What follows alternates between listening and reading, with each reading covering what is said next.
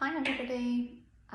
So I've decided to come on to share some news about myself and to keep a kind of video diary for myself to see my journey, and also because maybe it'll help somebody in the interest of sharing. And I've decided to start today because I'm about to go for a haircut. And so I thought I would do it while I still have my lovely long hair before I chop it all off. So unfortunately, I have been diagnosed with aggressive breast cancer, and it all started just under 6 weeks ago now, I think, when I found a small lump in my right breast.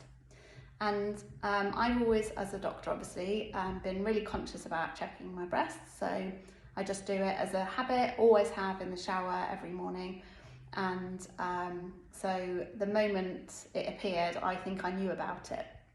And then obviously you kind of think, okay, I'm going to put that out of my mind for a minute, and went off to my children's football tournament.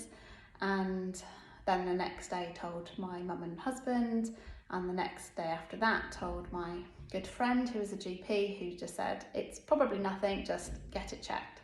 So within 2 days I had a referral through to the on the 2-week waiting system of the NHS, which is meant to be for all urgent cancer referrals. And obviously had a little stress at times about whether it was or it wasn't something. But I think in my mind I knew that it probably was, because it really didn't feel normal. And obviously as a GP and also as an allergy specialist, but as a GP I'm used to examining and knew that it didn't feel like a cyst or something harmless. So unfortunately with NHS waiting times, even for 2-week wait referrals, they can often be extended. So the referral time in our area would have been 4 to 5 weeks.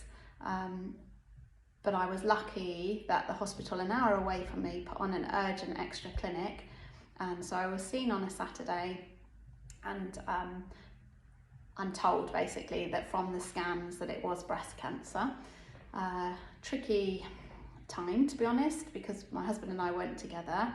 But obviously we went for mammograms, and then I had an ultrasound and a biopsy, and I could gauge from the conversations I could hear taking place around me that there was a problem. But obviously my husband was like, no, it's fine. And then I said, that lady's just been called in before me because she's going to be quick. And he was like, no, but yeah. Well, I got called in for the ultrasound, and obviously it was a bit longer because it was a biopsy that they do.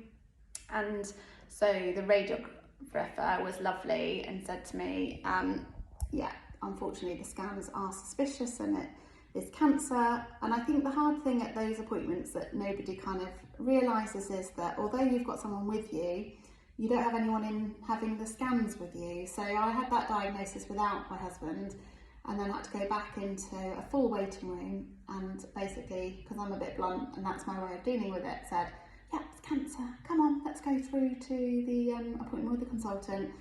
And I don't think there's any kind of appreciation of how maybe you need somebody in with the scans with you, or like a little space to go to.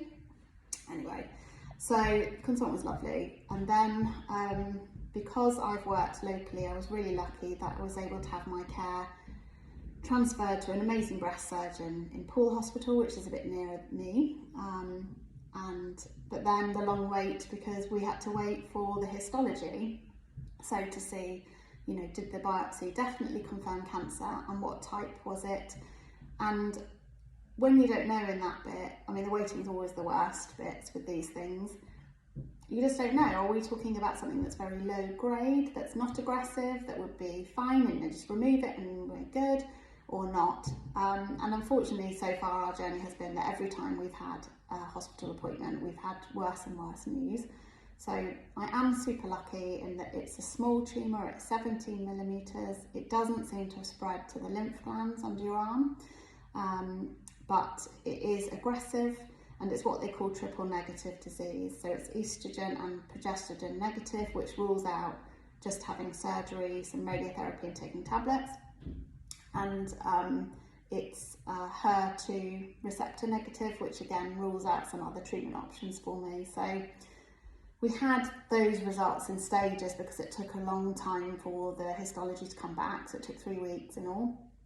And so the moment they said to me it's estrogen progesterone receptor negative, I knew that meant I'd have to have chemo, and started crying. But my poor husband, who's not medical, didn't know what that meant.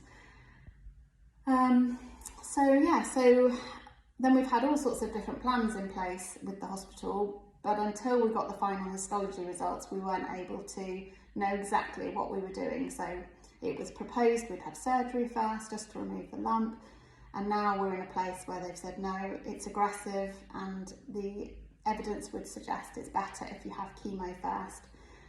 So that's planned for the 23rd of August, so in 10 days. And it sounds fairly grueling, so it's weekly for 12 weeks, and then I have 3 weekly cycles for another 9 weeks. So if all goes swimmingly, I will be done by the end of this year in terms of the chemo. And then there's other things to consider, like what type of surgery and radiotherapy. So we're probably looking at a year's treatment if I'm lucky and it all goes to plan. And so obviously one of the big risks for chemo is that you lose your hair, and I get that and feel very vain in that I'm even bothered about it, but I am, especially with all the online stuff I do and some of the TV bits, but it is what it is. But I've been told that we will attempt to preserve my hair by using the cool cap where it freezes your head through treatments to see whether it will preserve the hair follicles and some of the hair. But they've said that because the hair still becomes very unmanageable during treatment, then it's better to cut it shorter, and that the weight of it then will be less, so it won't pull to pull it out. So I'm going to get it cut with a hairdresser who's lovely, who I know will be supportive. And I've had it as a bob before, it's just I really like my long hair. But anyway, so I'm just bye-bye hair. Seriously though, when you hear the list of side effects that come from the chemo and some of the treatments they give you alongside the chemo to prevent the complications, the hair does feel like it's the least of my worries. And I'll talk more about all those different things as we go through. As yet, our children don't know, and hence I am keeping this video until they do know. I've told different people, I've had to tell colleagues, and I've told obviously close family, but the children were all going away with their other parents on holiday for 2 weeks, and we didn't want to burden them with this, and I was a bit worried that my children may opt not to go on holiday and want to be near me. And also, if I'm honest, actually it was probably the best thing to do because we didn't have all the answers, I didn't have a plan for them, and you know, my emotions have been really up and down, and I think it's best that they were protected from that to some degree. So obviously I'll be honest and say I'm upset, but you know, they don't need all the tears, they just need a plan.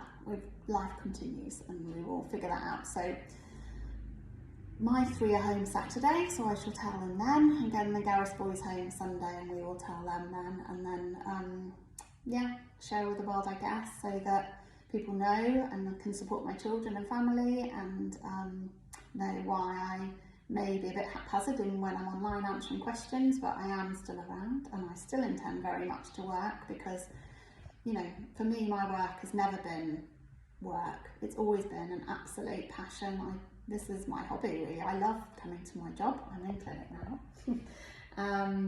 And has always been my saving grace when times have been hard. That going to work has been the thing that pulls me out of myself, to stop me feeling sorry for myself, because there are people with bigger worries. And, you know, change, just give you something else to focus on. So obviously I don't know how that's going to pan out with weekly chemo.